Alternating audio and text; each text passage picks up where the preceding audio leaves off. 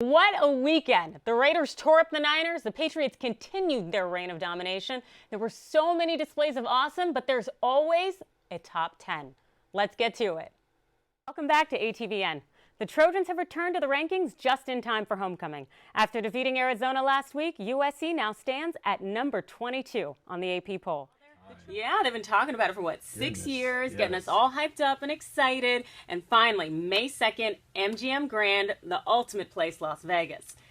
Do you think that this is going to be a good fight? Welcome to the Trojan Windup. I'm AJ Lawrence, and I'm going to give you the rundown on what went down during Week 9 of USC's baseball season. The Trojans and Cougars were back at it Saturday night on the Pac-12 network, and it was a matchup of two lefties. The Trojans sent up Kyle Toomey against Washington State's Joe Pistorizi.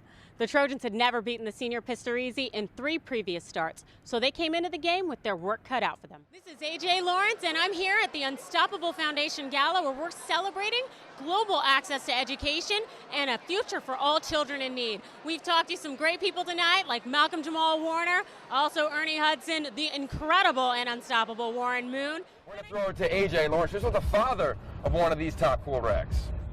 Yes, this is Brandon McElwain's father, Roddy, who came out from Newtown, Pennsylvania to see his son play. Tell me, what's the most exciting thing about seeing your son compete in these kind of competitions?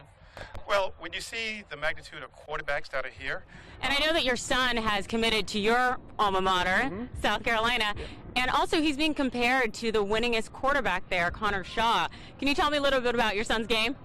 Yeah, I think the great part of his game. Well, you know what? If you think he's worthwhile, I will let you have it on your radar.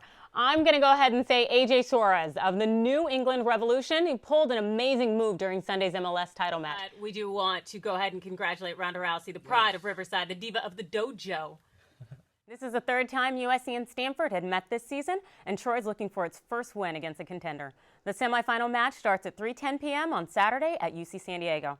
How are you? I'm doing pretty good, and I understand you're receiving an award tonight. I am. I'm receiving the Humanitarian Award, and I'm very honored by that.